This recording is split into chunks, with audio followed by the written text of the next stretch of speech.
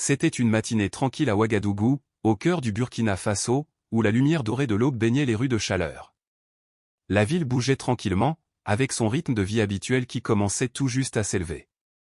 Dans ce calme, le président Ibrahim Traoré est sorti du palais présidentiel, choisissant, comme il le faisait souvent, de se promener seul dans le centre-ville. Connu pour son humilité et son lien fort avec le peuple, Traoré chérissait ses promenades solitaires. Ils lui ont offert un moment de réflexion rare, loin des formalités rigides du pouvoir, où il a pu constater par lui-même les luttes et la résilience de ceux qu'il servait. Alors qu'il traversait une place animée remplie du bourdonnement des vendeurs ambulants et des navetteurs matinaux, quelque chose a attiré son attention. Sous les larges branches d'un vieil arbre, partiellement caché dans l'ombre, était assis un homme âgé. Il était vêtu de vêtements usés et reposait sur un banc fabriqué à partir de caisses en bois empilées. Dans ses mains usées et calleuses, il tenait un livre en lambeaux, feuilletant ses pages avec un respect qui défiait le bruit et le chaos qui l'entourait. Traoré ralentit le pas, un étrange sentiment de familiarité lui arrachant la mémoire. Il y avait quelque chose dans la posture de l'homme, dans la façon dont il tenait le livre, qui remuait quelque chose au plus profond de lui. Alors qu'il se rapprochait, essayant de ne pas attirer l'attention, il réalisa, ce n'était pas n'importe quel homme. Il s'agissait du professeur Adama, son ancien professeur de philosophie au lycée. L'homme même qui avait autrefois allumé un feu dans son esprit avec des idées audacieuses sur la justice, l'éthique et la valeur inhérente de chaque être humain. Un mentor qui a façonné d'innombrables jeunes esprits à travers le pays, aujourd'hui réduit à vivre en marge. Une lourde tristesse s'installa sur la poitrine de Traoré. Il s'arrêta net, submergé par cette vue. Il se souvenait clairement de la voix d'Adama, de la façon dont elle résonnait autrefois dans les salles de classe poussiéreuses, invitant les étudiants à penser, à ressentir et à agir avec intégrité. « Professeur Adama », dit-il doucement, la voix tremblante d'émotion. Le vieil homme leva les yeux, surpris. Ses yeux, autrefois vifs et pleins de conviction, s'écarquillèrent lorsqu'ils rencontrèrent le visage de son ancien élève. Les larmes jaillirent tandis que la reconnaissance s'installait. Il fit une faible tentative pour se relever, mais ses jambes frêles tremblaient, à peine capables de supporter son poids. Traoré s'avança rapidement, le soutenant doucement par les bras. « Monsieur le Président !» murmura Adama, sa voix empreinte de honte et d'incrédulité. « Je n'aurais jamais imaginé te voir ici. »« Ne m'appelle pas comme ça », a répondu Traoré, d'un ton ferme mais plein d'affection. « Pour moi, tu seras toujours mon professeur. » Adama détourna les yeux, essayant de retenir les larmes qui coulaient désormais librement. Sa voix s'est brisée lorsqu'il a répondu « Beaucoup de choses ont changé depuis ces jours, Ibrahim. Je ne suis plus l'homme que tu as connu autrefois. Tu seras toujours l'homme qui m'a appris le sens de la dignité », a déclaré Traoré en serrant les mains usées du professeur. « Mais comment est-ce arrivé ? Qu'est-ce qui vous a amené ici ?» Adama hésita, ayant visiblement du mal à trouver les mots. « Ma maison a été perdue à cause des dettes croissantes », commença-t-il doucement. « La pension que je reçois est à peine suffisante pour survivre. J'ai essayé de proposer des cours particuliers, juste pour m'en sortir, mais ma santé se détériore. Je ne pouvais tout simplement pas continuer. » Traoré écoutait en silence, la mâchoire serrée. Un tourbillon de chagrin et de rage silencieuse s'agita en lui. Il savait que cette histoire n'était pas unique. Dans tout le pays, d'innombrables éducateurs ou les architectes méconnus de l'avenir du Burkina Faso ont été laissés pour compte, leurs contributions oubliées par un système qui promettait beaucoup et ne livrait pas grand-chose. « Viens », dit Traoré en aidant Adama à se relever plus complètement. « Trouvons un endroit plus confortable pour parler. » Soutenant l'homme affaibli, Traoré l'a conduit jusqu'à un véhicule officiel stationné discrètement à proximité de la place. Ce n'était pas seulement une réunion personnelle, c'était un miroir tendu à l'âme de la nation, un rappel des injustices silencieuses endurées par ses plus nobles serviteurs. Alors que la voiture avançait dans les rues, le poids du moment pesait sur les épaules de Traoré. Ce n'était pas une coïncidence. C'était un appel à l'action. Et il n'avait pas l'intention de laisser cela passer sans réponse. Ils arrivèrent dans une modeste banque locale ou une banque que le président utilisait occasionnellement pour ses affaires personnelles. Sans hésitation, Traoré a demandé au chauffeur de s'arrêter. Il a aidé Adama à sortir et l'a escorté jusqu'aux portes d'entrée. À l'intérieur, l'atmosphère a changé lorsque le personnel a réalisé qui venait d'entrer. Le directeur de la banque, un jeune homme vêtu d'un costume impeccable, s'est précipité avec un mélange de surprise et de respect. « Monsieur le Président », s'est-il exclamé en ajustant nerveusement sa cravate. C'est un honneur inattendu. Comment pouvons-nous vous servir aujourd'hui? Traoré posa doucement une main sur le dos d'Adama et lui fit signe. Cet homme, dit-il doucement mais avec autorité, est l'une des raisons pour lesquelles je suis là où je suis aujourd'hui. Voici le professeur Adama, commença le président, sa voix empreinte d'un respect qui attira immédiatement l'attention de la salle. Il était mon mentor et l'un des grands piliers du système éducatif de notre pays. Un homme qui a façonné les esprits, inspiré des générations et tout donné pour le bien de notre jeunesse. Aujourd'hui, il est ici non pas pour être honoré, mais parce que quelque chose qui attend depuis longtemps doit être réparé. Susten, le directeur de la banque, fronça les sourcils, intrigué par la gravité des propos du président. Bien sûr, monsieur le président, répondit-il prudemment. Qu'est-ce que tu as besoin de moi exactement? Le président Ibrahim Traoré l'a regardé directement dans les yeux, son expression inébranlable, son ton délibéré. Je veux que vous ouvriez un compte dédié, un bouet de sauvetage pour les enseignants retraités du Burkina Faso. Ce récit doit garantir qu'ils ne connaîtront plus jamais les luttes que le professeur Adama a été contraint d'endurer. Je veux que ça commence immédiatement. La demande restait lourde en suspens. Susten hésita, visiblement aux prises avec les implications administratives et financières. Mais alors qu'il regardait le visage résolu de Traoré, un visage qui reflétait non seulement l'autorité mais aussi la compassion, l'hésitation s'est dissipée. Oui, monsieur le président, dit-il avec une détermination retrouvée. Nous y parviendrons. Pendant tout ce temps, le professeur Adama était resté silencieux, humblement présent au milieu de cet échange puissant. Sa voix brisa enfin le silence, douce et tremblante d'émotion. Monsieur le président. Je ne sais pas quoi dire. Je ne m'attendais pas à cela. Je ne mérite pas un tel honneur. Traoré s'avança et posa doucement une main sur l'épaule de son ancien professeur, les yeux embués d'une sincère sincérité. Vous méritez bien plus, professeur. Vous avez consacré votre vie à façonner l'esprit et l'âme de cette nation. Maintenant, c'est à notre tour de vous servir. Pendant que Susten s'occupait de la paperasse initiale, Traoré s'assit à côté d'Adama sur un banc en bois usé. Par ce simple geste, le président n'était pas seulement assis à côté d'un enseignant à la retraite, il rendait hommage à tous les héros oubliés qui avaient contribué à bâtir les fondations du pays. Il se tourna légèrement et parla, sa voix calme et riche de conviction. Professeur, vous m'avez appris un jour que la vraie richesse ne réside pas dans l'or ou le statut, mais dans la connaissance, l'intégrité et la dignité. Aujourd'hui, nous faisons un pas petit mais significatif, garantir que ceux qui ont donné leur vie pour l'éducation puissent vivre le reste de leurs jours dans la dignité. Adama baissa la tête, ses mains frêles agrippant le bord de sa vieille casquette tandis que ses yeux se remplissaient de larmes. J'ai toujours su que tu irais loin, Ibrahim, murmura-t-il. Mais je n'aurais jamais imaginé que tu deviendrais un homme avec un tel cœur. Ceci, c'est plus que de la politique. C'est de l'humanité. Traoré sourit, son esprit revenant aux salles de classe poussiéreuses et à la voix d'un jeune enseignant enflammant ses rêves. J'ai eu le meilleur professeur, répondit-il. Maintenant, je fais simplement ce que vous m'avez appris, redonner à notre peuple. Pendant ce temps, la nouvelle de la visite inopinée du président à la banque s'est répandue comme une traînée de poudre. Des passants curieux, des employés et des clients ont discrètement capturé des vidéos et des photos, qui ont rapidement trouvé leur chemin sur les plateformes de médias sociaux. En quelques heures, des hashtags comme hashtag dignité pour professeur et hashtag honor teacher étaient à la mode, suscitant des conversations passionnées sur le rôle des éducateurs et la dette morale que la société leur doit. Alors que la réunion touchait à sa fin, Susten revint avec une proposition préliminaire en main. Monsieur le Président, a-t-il déclaré, nous allons créer un compte dédié aux enseignants retraités, complété par les cotisations gouvernementales.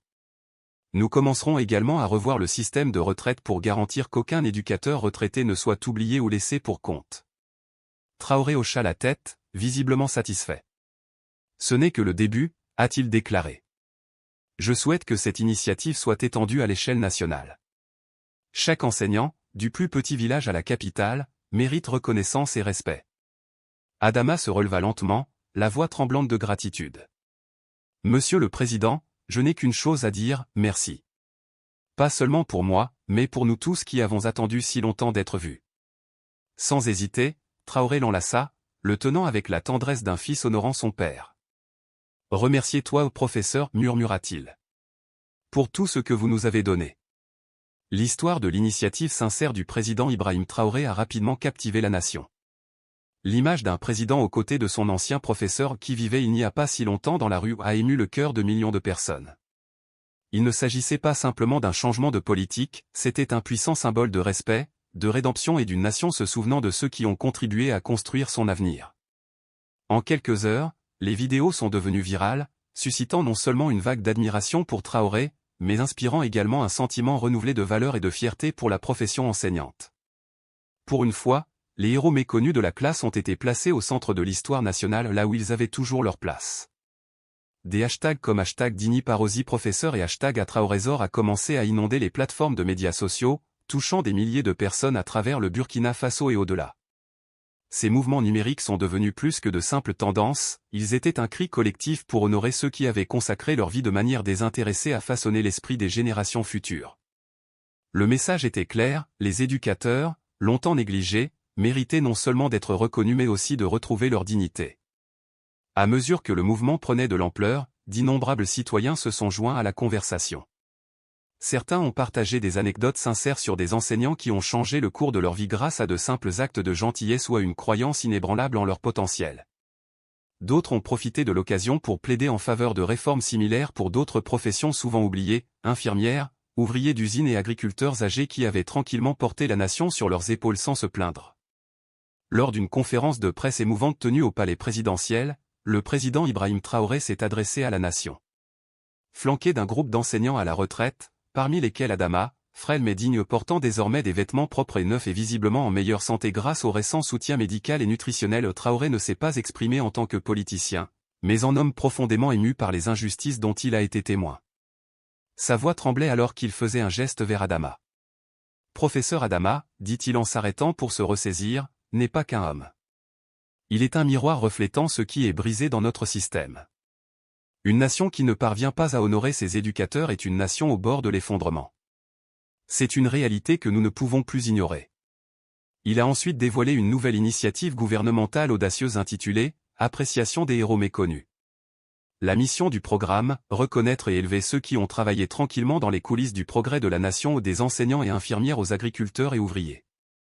Leur service, autrefois considéré comme acquis, serait désormais célébré et protégé. Il ne s'agit pas seulement des enseignants, a souligné Traoré. Il s'agit de tous les citoyens qui ont travaillé avec amour et engagement pour construire ce pays.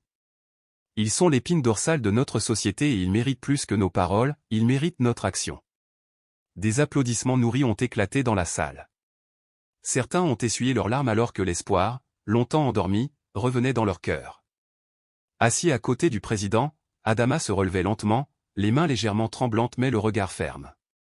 Lorsqu'il parlait, il y avait une révérence feutrée dans l'air. « Monsieur le Président », a-t-il déclaré, la voix frémissante d'émotion, ce que vous faites aujourd'hui va au-delà de la politique. C'est un acte d'amour, de souvenir et de guérison. Vous n'avez pas seulement changé ma vie, vous avez ravivé l'esprit de toute une génération. En quelques jours, le Valorisation des héros anonymes, le programme a commencé à être déployé à l'échelle nationale. Les éducateurs à la retraite ont commencé à bénéficier de retraites plus élevées et d'un accès aux soins de santé.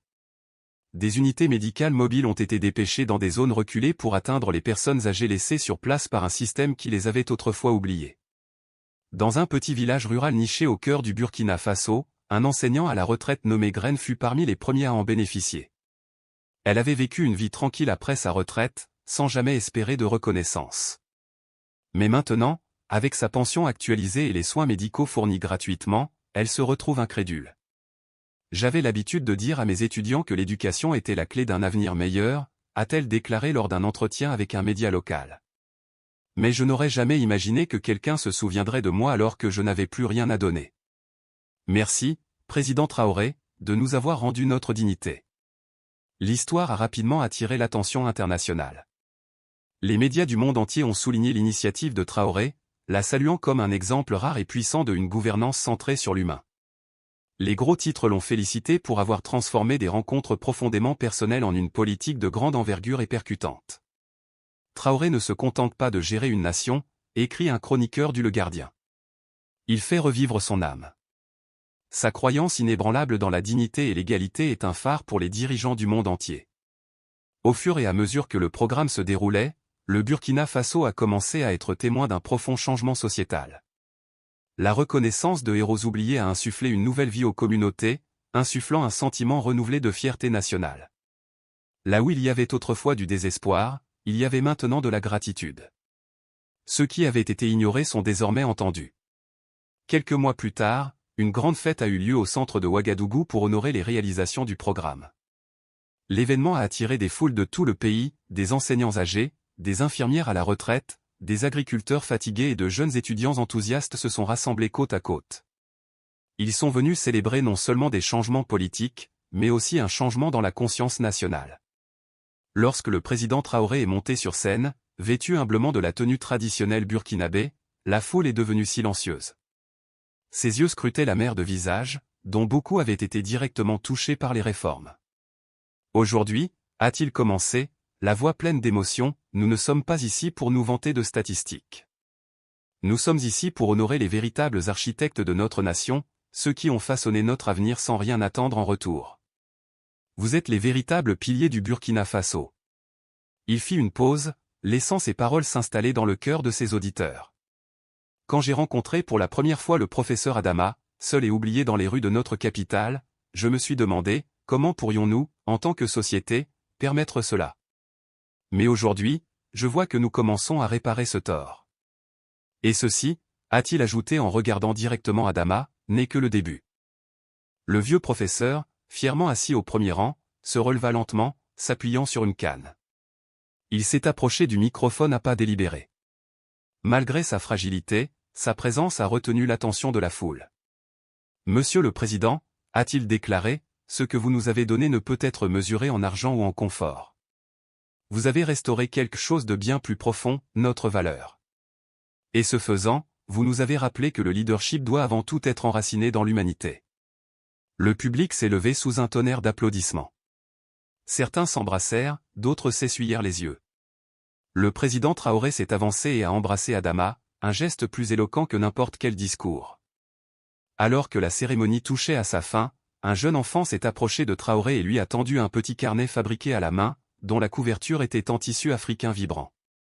À l'intérieur, d'une écriture délicate, se trouvaient les mots « Les héros ne meurent jamais. Ils vivent dans nos cœurs ». Le président sourit et rangea le cahier dans sa poche. Pour lui, ce n'était pas seulement un cadeau, c'était un rappel que le véritable changement naît de la compassion et que le plus petit acte de gentillesse peut se répercuter à travers les générations. Alors que la foule commençait à se disperser, Traoré se pencha vers Adama et posa doucement une main sur son épaule. « Maître, dit-il doucement, vous étiez autrefois mon guide. Et aujourd'hui, vous continuez à guider non seulement moi, mais toute une nation. » Adama le regardait avec fierté, les yeux brillants. « Et toi, Ibrahim, tu es devenu plus grand que ton maître. Tu ne diriges pas seulement ce pays, tu le guéris. » Leur histoire est rapidement devenue un symbole mondial de la manière dont la dignité, la compassion et un leadership déterminé peuvent transformer non seulement la vie des individus, mais aussi l'âme même d'une nation. Un journaliste étranger, profondément ému par les événements dont il a été témoin ce jour-là, écrit dans son carnet. Aujourd'hui, au Burkina Faso, j'ai eu un aperçu de l'avenir de l'Afrique, un continent qui honore son passé, élève sa population et construit des ponts d'espoir et de dignité pour tous.